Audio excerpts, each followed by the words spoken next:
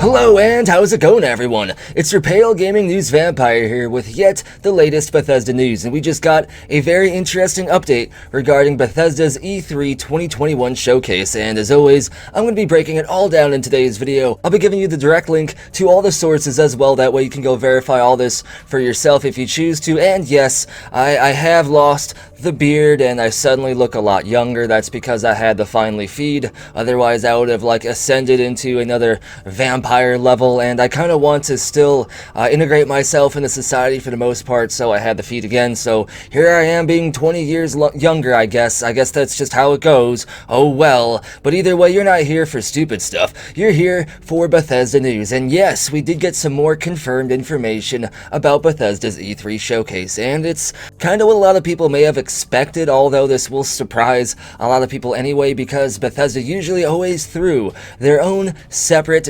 E3 showcase. And what I mean by that is, even though they did partake in E3 and they did show some trailers and stuff and did have a booth, or actually a lot more than a booth, they had an entire floor at most E3 events themselves, Bethesda always threw a separate event at a different venue that was all about Bethesda and ZeniMax projects and games. And now they are part of Xbox and Microsoft, so it's confirmed that they will be taking part of the Xbox showcase. That doesn't mean that they wouldn't otherwise have an event or a floor space at the E3 showcase itself. However, E3 is all digital this year. There is no actual floor or showcase or conference or anything. It's all digital, like the majority of stuff has been since we've been in this March of 2020 time loop. But either way, we have some more information about how exactly this should go down as well, thanks to insider Jeff Grubb. And Jeff Grubb is someone I have quoted numerous times in the past, someone who has basically predicted there would be a Bethesda showcase this year, there would be a digital E3 this year, and on top of that,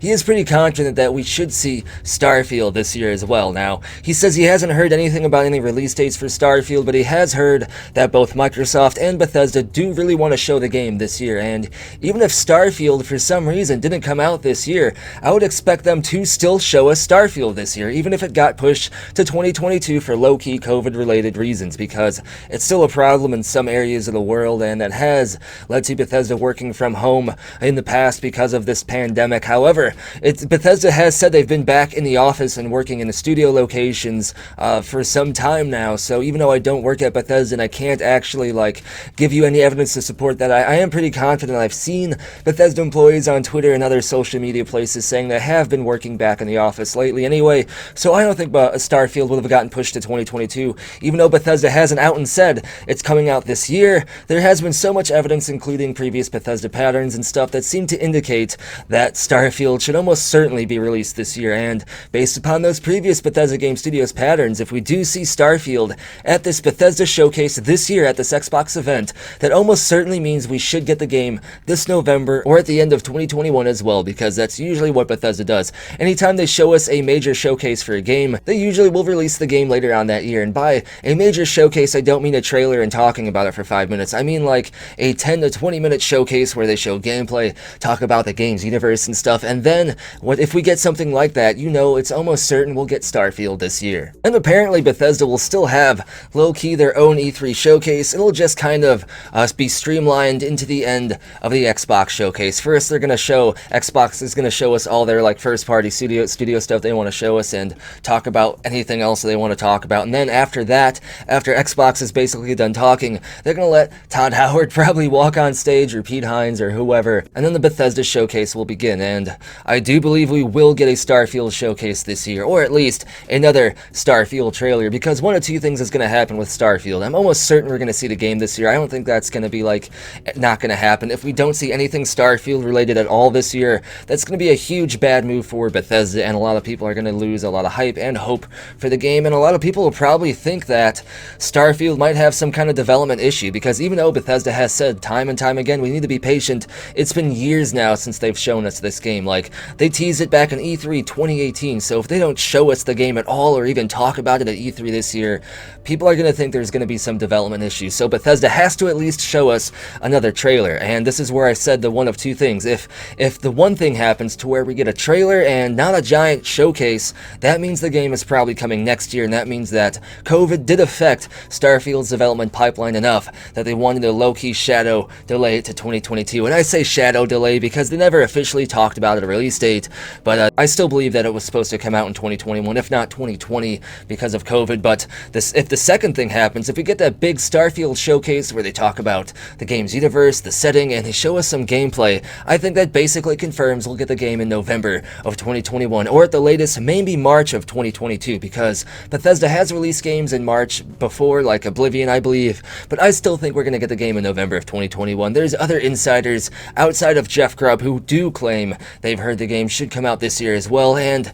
there's just so much evidence to support the game should come out this year. But hey, at least now we know it's confirmed that Bethesda will be at E3 2021's digital showcase, even though this has low-key been confirmed as well in the past. But now we have even more evidence that says that Bethesda will be part of that Microsoft showcase, that Xbox showcase, which makes sense because Bethesda is part of Microsoft now. Even though Xbox said they're going to allow Bethesda to keep doing what they're doing, Microsoft is going to pay for all of this stuff now because Bethesda is part of the showcase. ZeniMax doesn't have to float the bill for all these E3 things now. Microsoft can do it, which means if that's happening, Bethesda will no doubt be part of the Xbox showcase, which is now confirmed. So that just makes a lot of sense, and I've broken down everything I think we would see from Bethesda at E3 2021 in previous videos, but I'll go ahead and activate Daedric Glasses and read to you the list real quick of everything I expect we should see from Bethesda. Like I said, I broke down all of my hypothesis here and all my speculation with sources in previous videos, but I'm just going to run through the list real quick right now before I end the video for those of you who are curious what I think we'll see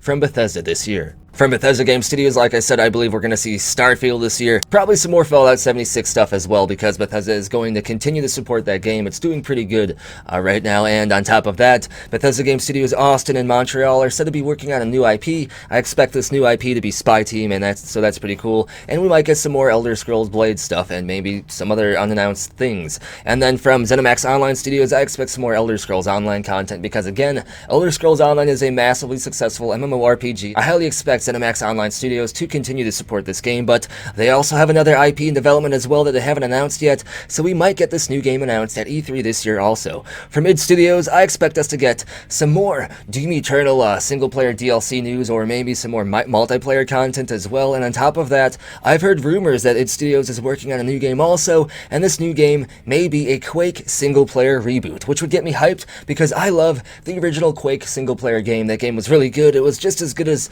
the Doom games of its time, Quake 2 as well, and I would welcome a new Quake single-player game. Arcane Austin is said to be working on a new game as well, and this potentially could be something like Arx Fatalis, because this is supposedly a fantasy-style game set in the Unreal Engine, and at the same time, we might get Dishonored 3, but I highly doubt that as well. But Arcane Leon has been working on Deathloop, so we're no doubt going to get some more Deathloop stuff at E3 also. Machine Games, we might get some more Indiana Jones news because they're working on that Todd Howard Indiana Jones game. We might get Wolfenstein 3 because it is confirmed to happen at some point, and there is some new game being developed by Machine Games also. And then from Tango, Ghostwire Tokyo no doubt will have a presence at E3, but at the same time, I believe we're going to get a new Shinji Mikami IP possibly announced at E3 as well, because Shinji Mikami also said he is working on a new IP after Ghostwire, and that might be his last actual game that he works on in the industry, although he hasn't confirmed that. He just says he might want to work on some other creative outlet in the gaming industry, but who knows, that I might be misquoting him there. And then also Alpha Dog Games might announce something as well. I believe if Alpha Dog Games does announce something at E3 2021, it will no doubt be Giant Monster News, which is another trademark that was filed alongside Spy Team a long time ago, and Alpha Dog Games got a huge revamp after that Microsoft and Bethesda purchase, or at least a lot more funding, so we no doubt will see more from Alpha Dog Games also. But that's everything I wanted to talk about in today's video. Hopefully I summed up everything you should expect from Bethesda at E3 2021, including this new information about them being part of the Xbox Showcase, which is something the majority of the gaming community already kind of would have guessed would have happened, but now we have confirmed sources for. And as always, if you enjoy the content, be sure to give the video a thumbs up, subscribe, and turn notifications on. And if you want to help grow the channel and the community, be sure to share the content, share the channel. It's highly appreciated. And speaking of appreciation, huge shout out to these amazing people for going above and beyond to support the channel and bring you content like this. If you want to get your name added to this list and get a permanent future video shout out, you can support the channel over on Ko-fi, Patreon, or here on YouTube as an exclusive channel member. I will be updating the list at the end of this week with people who have donated or supported the channel within the last few weeks, including this week as well. So if you want to get added to this list, now is your chance. Links for all this and more are down in the description below, and as always, thank you for watching. Be sure to tune in next time.